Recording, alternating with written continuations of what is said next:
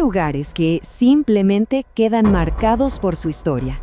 Y hay objetos que parecen guardar un eco, un algo de sus dueños. Bueno, hoy vamos a meternos justo ahí, en el punto exacto donde se cruzaron una leyenda del rock, una mansión con una fama terrible y un ritual muy, muy oscuro. Y no, esto que acabamos de escuchar no es de una película de terror. Para nada. Son las palabras reales de la gente que visitó la remota propiedad escocesa de Jimmy Page, sí, el legendario guitarrista de Led Zeppelin, a orillas del famosísimo lago Ness. En el corazón de toda esta historia, de todo este misterio, hay un objeto, un simple retrato que colgaba en una pared de la casa. Pero ojo, no era una decoración cualquiera, no. Para muchos ese cuadro era el epicentro de algo, de una presencia que sencillamente no tenía explicación. Y lo más increíble es que los testimonios, ya sea de amigos o de gente que cuidaba la casa, todos coincidían. Era impresionante. Contaban que los ojos del retrato se movían, te seguían por la habitación. Imagínense eso.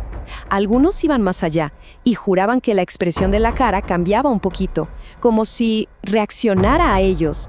La sensación de que alguien te estaba mirando era tan, pero tan fuerte que nadie, absolutamente nadie, quería dormir cerca de esa habitación. Era impensable. Y claro, la pregunta que todos nos hacemos es, ¿y quién era el hombre del retrato, no? Bueno, su identidad nos mete de lleno en un mundo mucho, mucho más oscuro.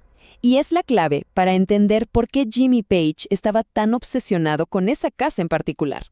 El rostro en el cuadro era nada más y nada menos que el de Aleister Crowley, un personaje, complicadísimo. Se hacía llamar la Gran Bestia 666, imagínense, y dedicó toda su vida a la magia ceremonial. Y la casa que compró Page, Boleskine House, bueno, no fue casualidad, para nada. Esa casa había sido el laboratorio, el centro de operaciones de Crowley para sus experimentos más ambiciosos. Fue justamente ahí, en Boleskine, donde Crowley empezó uno de los rituales más exigentes y peligrosos del ocultismo. Un proceso que duraba meses, para, según él, obtener poder sobre un montón de espíritus. Pero aquí viene lo importante, el giro de toda esta historia. Crowley abandonó la casa sin haber terminado el ritual. Y según la gente que sabe de estas cosas, dejar un ritual así a medias es literalmente lo peor que se puede hacer. No es que simplemente no funcione y ya está, no. La creencia es que al empezar algo tan grande y no cerrarlo como se debe, es como si se dejara una puerta abierta, una conexión sin control, una grieta hacia quién sabe dónde. Jimmy Page, que estaba fascinado con toda esta historia, fue y compró la propiedad. Pero lo que pronto iba a descubrir es que la mala fama de Boleskine venía de mucho antes que Crowley. Las leyendas locales ya hablaban de que en esa tierra, en ese preciso lugar, había algo oscuro. Es que si uno revisa la historia del lugar, es una cosa terrible sobre otra. Se cuenta que siglos atrás, ahí mismo, se quemó una iglesia con todos los feligreses adentro. Luego llegó Crowley y su ritual a medias, y los dueños que vinieron después de él padecieron tragedias y crisis mentales. O sea, Page no compró una casa con un fantasma, compró un lugar con un historial larguísimo de desgracias. Durante la época en que Page fue el dueño, los reportes se dispararon. Ya no era solo el retrato. Se hablaba de escuchar pasos en pasillos vacíos, de golpes fuertísimos en las paredes en plena noche, puertas que se abrían de golpe, solas, sin que hubiera ni una brisa. Y todos hablaban de una atmósfera pesada, opresiva. Pero el relato más escalofriante es el de un amigo de Page, que juró haber visto una silueta oscura, de pie, frente al retrato. Huyó de la casa y nunca más volvió. A ver, frente a toda esta avalancha de testimonios, la reacción del propio Jimmy Page es quizá el misterio más grande de todos.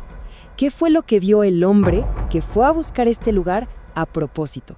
Aquí es donde la cosa se pone rara, porque hay como dos Jimmy Page. Por un lado estaba el Page público, el coleccionista de cosas de Crowley que hablaba de su interés sin problemas.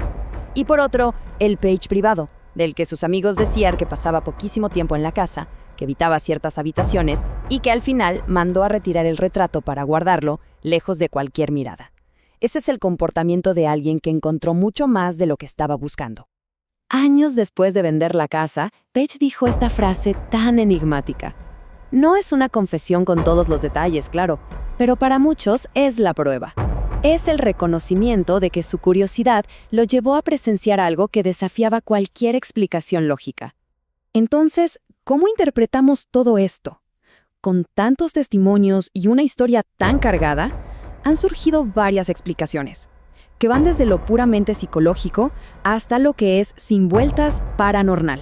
Ok, vamos con las teorías. La primera, la más escéptica, es la psicológica. Dice que todo fue sugestión. La gente iba esperando sentir algo raro y su mente interpretaba cualquier cosa para confirmar esa idea. La segunda, más esotérica, sugiere que el retrato funcionaba como una especie de batería psíquica, ¿no? Cargada con la energía de Crowley. Y la tercera, la más inquietante, es la que toma al pie de la letra las advertencias ocultistas, que una entidad quedó atrapada o con acceso a nuestro mundo usando el retrato como su ventana. Y esta historia a menudo termina con una advertencia, una que resuena mucho en los círculos que estudian estos temas. La creencia es que meterse en estos asuntos sin el conocimiento necesario es como navegar en aguas peligrosas sin saber manejar el barco. Se puede terminar en un lugar del que ya no se puede regresar. Jimmy Page fue a buscar la sombra de Aleister Crowley. Y vaya que la encontró en Boleskine House. La pregunta que queda flotando en el aire es si el músico, al buscar inspiración en lo oscuro, se aproximó tanto que la oscuridad también pudo observarlo a él.